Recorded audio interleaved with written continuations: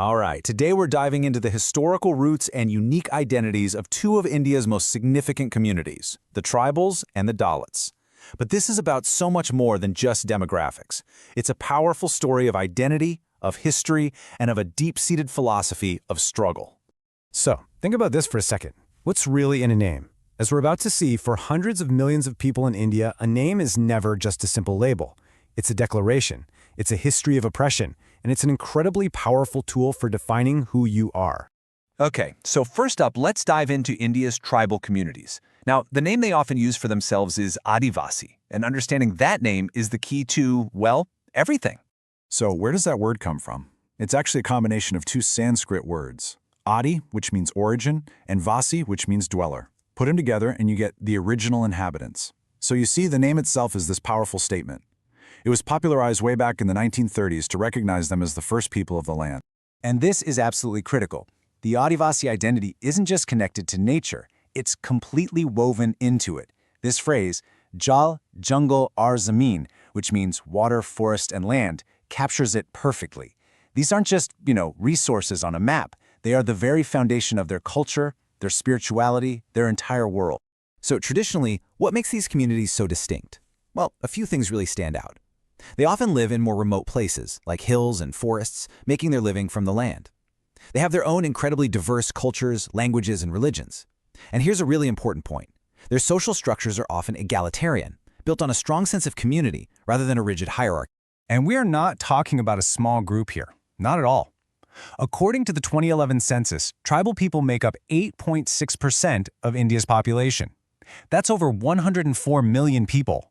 I mean, think about that. That's a huge population, each person part of this incredibly rich and diverse heritage. Okay, so that's one piece of the puzzle. Now let's shift gears. So now we're going to talk about the Dalits. And their identity, well, it was forged in a completely different fire. Not by a bond with the land, but by their position, or really their lack of a position, within India's traditional caste system.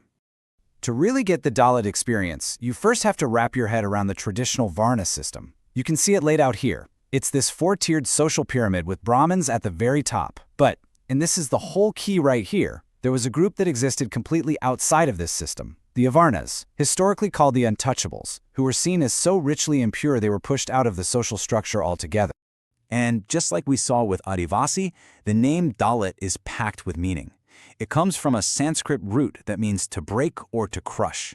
So it literally means the broken. But here's the twist. This isn't a name of defeat, far from it.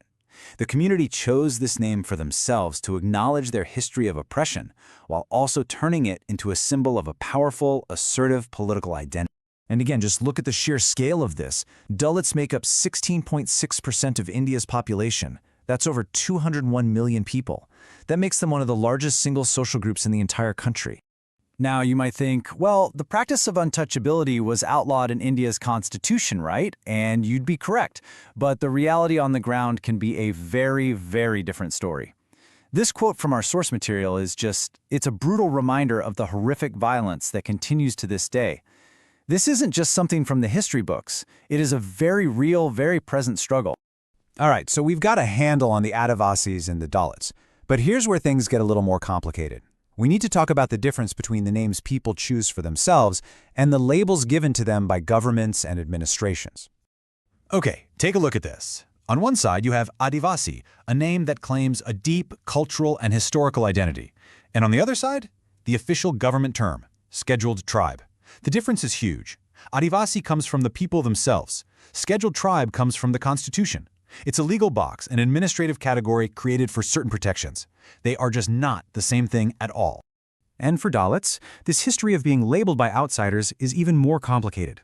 First, the British administration came along and called them depressed classes. Then, in the 1930s, Mahatma Gandhi suggested the name Harijan, and finally the government landed on scheduled castes, which is the official term you'll see in documents today. It's a clear pattern of a community's identity being defined by others. And this contrast between Dalit and Harijan, it tells you everything you need to know. Gandhi meant well with Harijan, it means children of God. But for many in the community, it just felt patronizing, Like it was trying to gloss over the real painful history of oppression.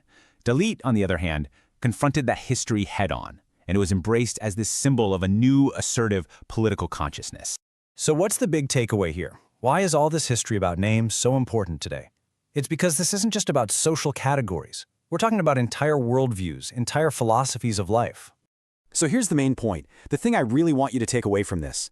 The source material we're looking at makes a powerful argument. Tribal and Dalit are so much more than just labels. They actually represent a philosophy of struggle, a centuries-long fight for dignity, for rights, and for basic human recognition. And out of that long, hard struggle, something incredible emerges. A completely different vision for how society could work. It's a vision that pushes back against those rigid, mainstream hierarchies. As our source says, it's a worldview that is communitarian, egalitarian, and justice-oriented. It's a vision that puts community and real equality right at the center of everything. You see, a name can be a cage that others put you in, or it can be a flag that you raise for yourself. Knowing the difference and understanding the struggle behind it, well, that's everything. It really makes you think, doesn't it? How does knowing the history of a label, really knowing it, change how we see the people who wear it?